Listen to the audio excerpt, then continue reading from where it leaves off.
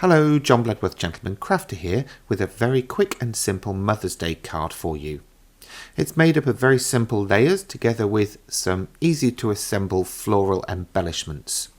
So let's take a look at how to do this. Okay, let's take a little look at how this file is structured in Canvas Workspace. So you are going to need Canvas Workspace for PC, which is the copy that you download and install on your Windows or Mac computer. It looks slightly different to the online version, as you can see, but we need it because we're using layers.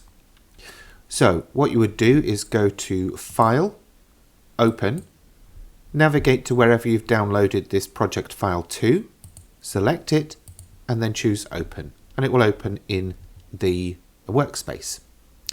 Now all of the layers for the project are here together. So if I open the Layers tab, you'll see we've got everything all in the one mat. But what we can't do is transfer this all at once and expect the machine to differentiate between them. We have to tell it what to cut at what stage. So we're going to start by collapsing all of these layers just to make it a bit tidier. Then we're going to hide and lock the top three layers. So we're just left with the card. Now we can transfer this over to our machine and cut it using File, Export Transfer FCM File. You'll get this warning that the hidden and locked layers won't be transferred. That's fine, that's exactly what we want. So we click OK. Then we would choose the option that we usually use to transfer files to our machine. So if you use a USB stick, you'll choose this one and then save it to wherever your USB stick is stored. If you use Wi-Fi transfer, you'll choose this option. And if you use a cabled connection between your computer and your machine, you'll use this option here. So you'd then transfer it over to your machine and cut this from the cardstock that you chose for the card. When that's finished, you'll then come back over here to Canvas Workspace, hide the card layer, show the mats layer and unlock it, leave the other three locked, and then again go through this process of transferring over to your machine.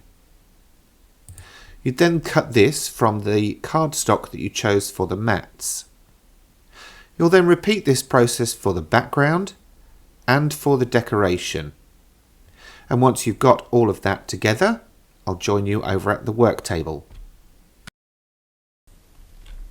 Right, here are the parts all cut out and ready to go.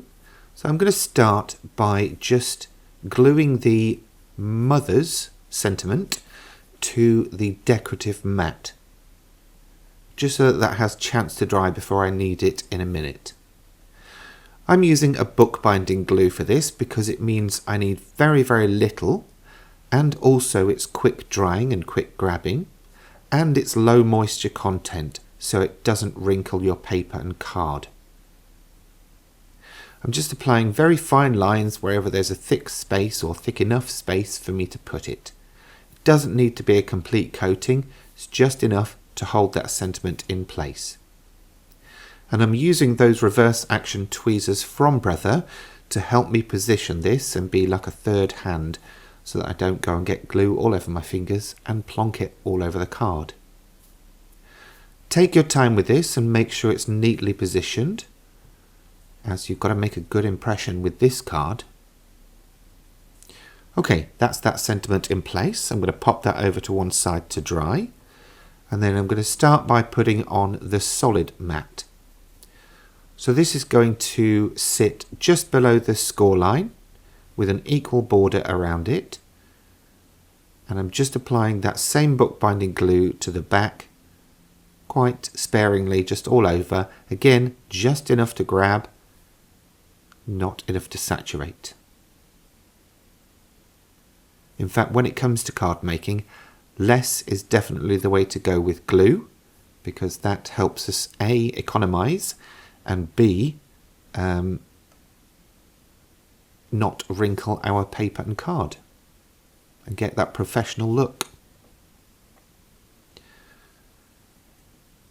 So that's the solid mat in place. Next up, I'm going to stick down what we've called in this project the background. So this is a nice decorative paper that's going to be seen across the whole surface of the card. So you want it to be something bold and bright and vibrant perhaps. I'm sure you've got plenty of card and paper in your stash that you could use for this. If it's anything like my craft room, probably a little bit too much.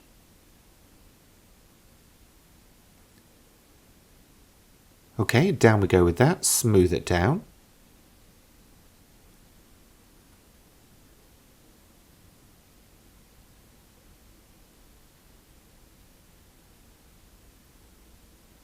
Next we're going to bring back in that decorative top section.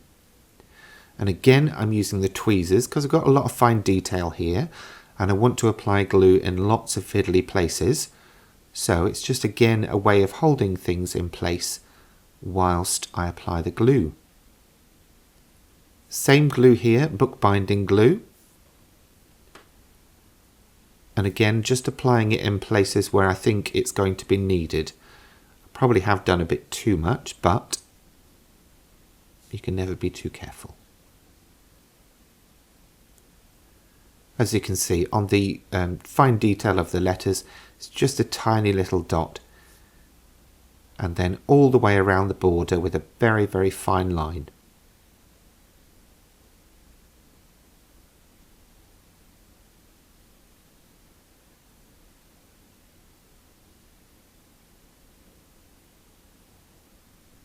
If you need to, just maneuver the card so that you've got access freely with both hands, and then again take your time placing this down and gently press it so that you don't necessarily push the glue out, you're just making it come into contact with the decorative background. So that's the core of the card done. Next up we need our decorations. So I'm just using a bit of foam here and a hand embossing tool to shape the petals. So I'm going to rub them over on the reverse of that paper, just around the edges of each petal. If you're posting, you could always leave them flat. I, however, prefer to have the shaped flowers as they give a bit more interest and dimension to the project.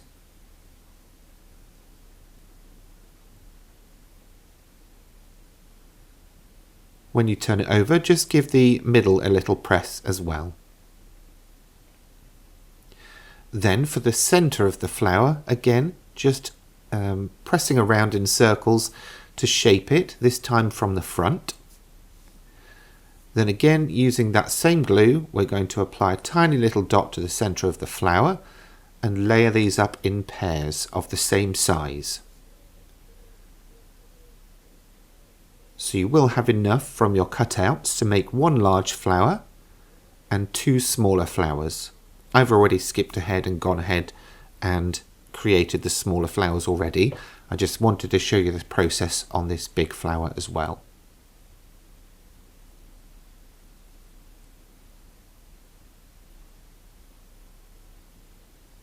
If you have them and if you want to, you can also add some decorative gems in there or flat back gems.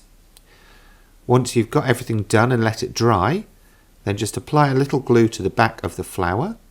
The large one is going to go top right where that spiral is.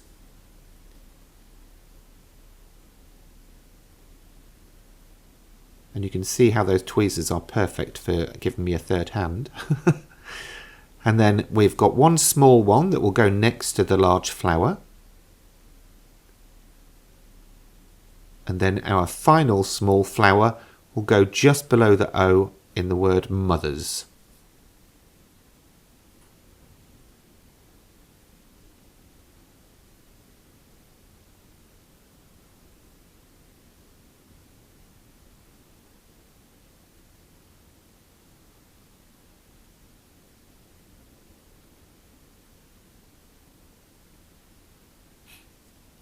Once that's all done, put the cap back on your glue and then just fold the card along the score line, gently pushing it over and then pressing down, And here's an example using those decorative gems in the centre of the flowers.